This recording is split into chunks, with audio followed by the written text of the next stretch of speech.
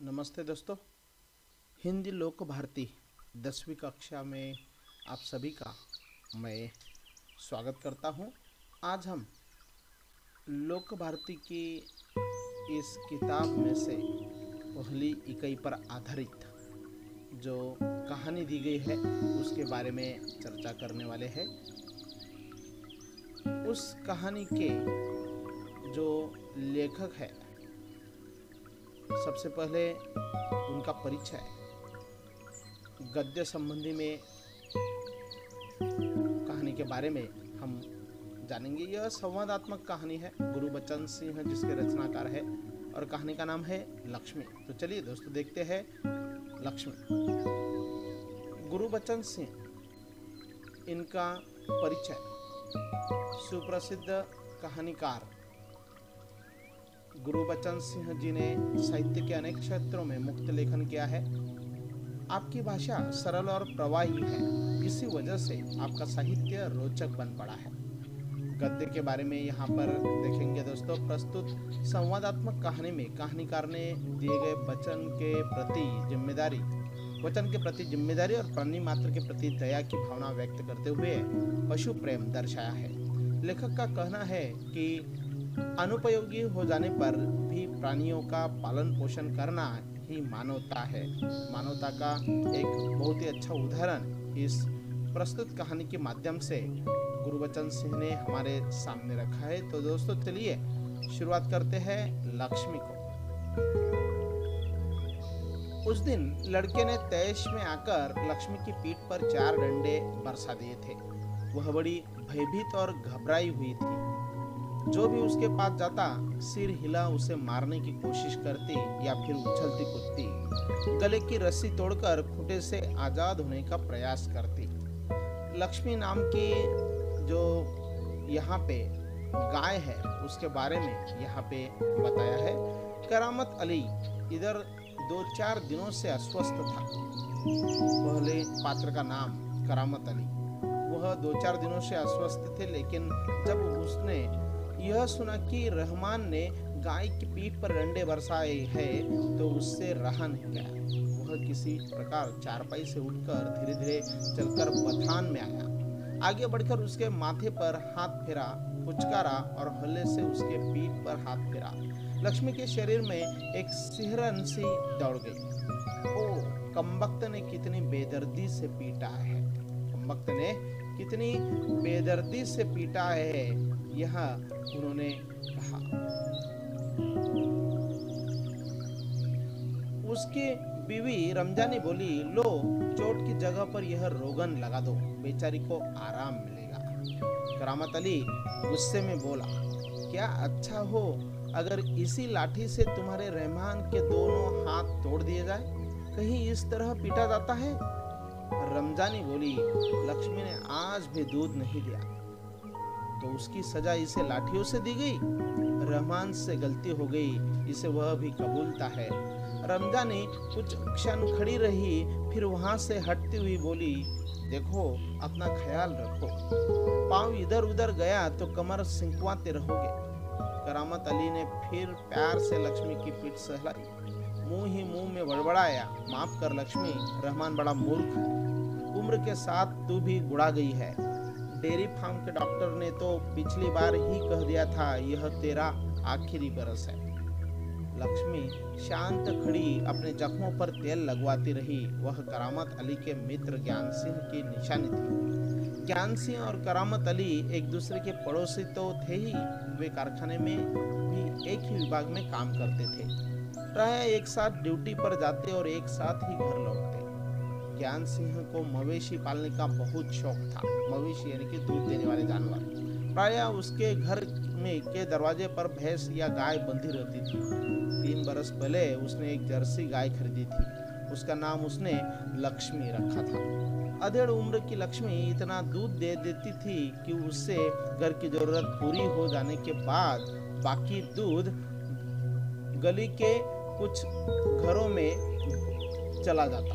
दूध बेचना ज्ञान सिंह का धंधा नहीं था, केवल गाय को चारा और दर्रा आदि देने के लिए कुछ पैसे जुटा लेता था। नौकरी से अवकाश के बाद ज्ञान सिंह को अपनी कंपनी का वह मकान खाली करना था। समस्या थी तो लक्ष्मी की। वह लक्ष्मी को किसी भी हालत में बेच नहीं सकता था। उसे अपने साथ ले जाना भी संभव नहीं था। जब अवकाश में 10-15 दिन ही रह गए तो करामत अली से कहा, मियाँ, अगर लक्ष्मी को तुम्हें सौंप दूं तो क्या तुम उसे स्वीकार करोगे? मियाँ करामत अली ने कहा, नेकी और पूछ भला इससे बड़ी खुशनसीबी मेरे लिए और क्या हो सकती है। करामत अली पिछले 1 वर्ष से उस गाय की सेवा करता चला आ रहा था। गाय की देखभाल में कोई कसर नहीं छोड़ रखी थी। करामत अली को लक्ष्मी की पीठ पर रोगन लगाने के बाद भी इत्मीनान नहीं हुआ। वह उसके सिर पर हाथ फेरता रहा। लक्ष्मी स्थिर खड़ी उसकी और जिज्ञासा पूर्ण दृष्टि से देखती रही। करामत अली को लगा जैसे लक्ष्मी कहना चाहती हो, यदि मैं तुम्हारे काम की नहीं हूँ तो मुझे आजाद कर दो, मैं यह घर छोड़कर कहीं चली जाऊंगी। करामत अली ड्यूटी पर जाने की तैयारी में था, तभी रमजानी बोली, रहमान के अब्बा, अगर लक्ष्मी दूध नहीं देगी तो हम इसका क्या करेंगे? क्या खूंटे से बांधकर हम इसे खिलाते पिलाते रहेंगे? जानवर है, बंधा है तो इसे खिलाना पिलाना तो पड़ेगा ही। जानते हो इस महंगाई के जमाने में सिर्फ सादा चारा देने में ही 300-350 महीने का खर्चा है। सो तो है। कहते हुए करामत अली आगे कुछ नहीं बोला। घर से निकलकर कारखाने की तरफ हो गया। रास्ते में वह रमजानी की बात पर विचार कर रहा था। लक्ष्मी अगर दूध नहीं देगी तो इसका क्या करेंगे? यह ख्याल तो उसके मन में आया ही नहीं था कि एक समय ऐसा भी आ सकता है कि गाय को घर के सामने खूंटे से बांधकर मुफ्त में खिलाना भी पड़ सकता है। उसके साथी नईम ने उसे कुछ परेशान देखा तो पूछा, करामत मियाँ, क्या बात है? बड़े परेशान नजर आते हो, खैरियत तो है? ऐसी कोई विशेष बात नहीं है, कुछ तो होगा। क्या बताओ दोस्त, गाय ने दूध देना बंद कर दिया है, बूढ़ी हो गई है, बैठा कर खिलाना पड़ेगा और इस जमाने में गाय भैंस पालने का खर्चा, इसमें परेशान होने की क्या जरूरत है? गाय बेच दो।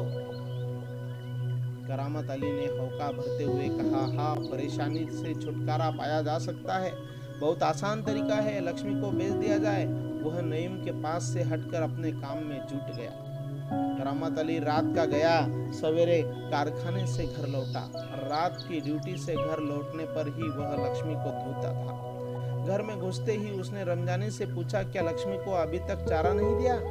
रमजानी बोली, रहमान से कहा तो था, तुम दोनों की मर्जी होती तो गाय को अब तक चारा मिल चुका होता। अगर वह दूध नहीं दे रही है तो क्या उसे भूखा रखोगे? कहते हुए करामत कटा हुआ पुआल, खली और दर्रा आदि ले जाकर लक्ष्मी के लिए सानी तैयार करने लगा। लक्ष्मी उतावली सी तैयार हो रही सानी में मुंह मारने लगी। गाय को सानी देकर करामत अली उसकी पीठ देखने लगा। रोगन ने अच्छा काम किया था, दाग कुछ हल्के पड़ गए थे। 10-15 दिनों से ये ही चल रहा था। एक दिन जब करामत अली ने पुआल लाने के लिए रमजानी से पैसे मांगे तो वह बोली, मैं कहाँ से पैसे दूं? पहले तो दूध की बिक्री के पैसे मेरे पास जमा रहते थे, उनमें से दे देती थी, अब कहाँ से दूं? लो, यह राशन के लिए कुछ रुपए रखे थे।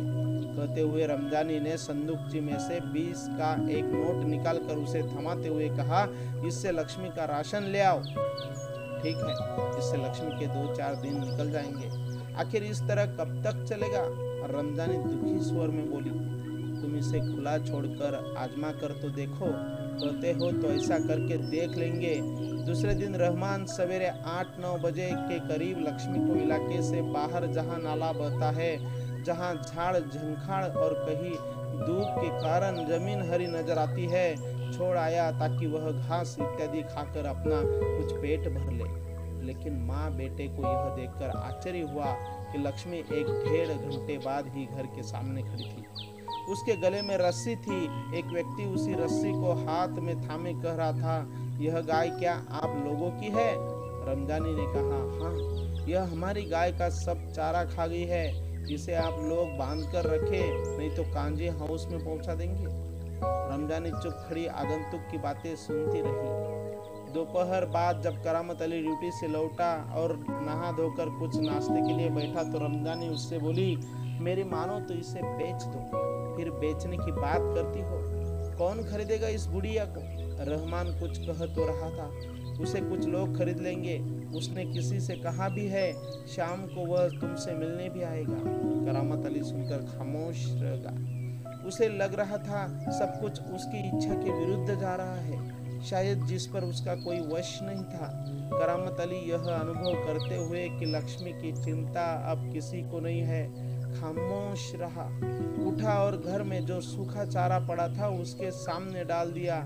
लक्ष्मी ने चारे को सूंघा और फिर उसकी तरफ निराशापूर्ण आंखों से देखने लगी, जैसे कहना चाहती हो, मालिक यह क्या?